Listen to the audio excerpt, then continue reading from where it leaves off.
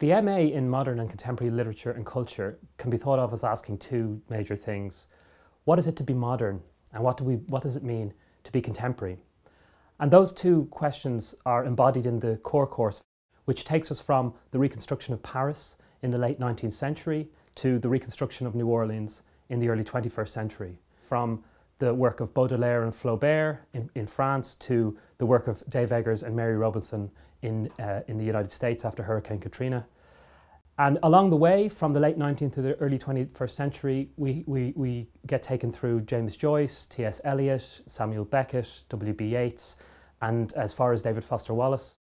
The main strengths of the MA have to do, on the one hand, with the staff, many of whom are experts in their field, internationally recognised, a lot of whom are on their way to that kind of status. We, the staff, have a sense of our students as people who are passionate, critically active, intellectually rigorous, and warm and friendly at the same time.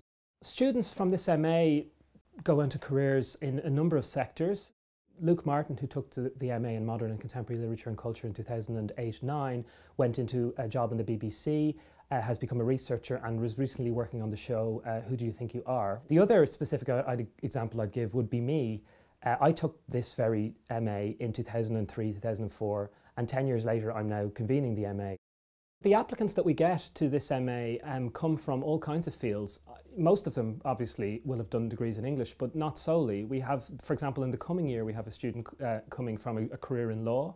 We have another student coming from a career in theatre and performance. What we really want are students who are passionate, open to new challenges, rigorous, able to think critically, and those who love literature and love the kinds of questions that we want them to ask about modernity and being contemporary.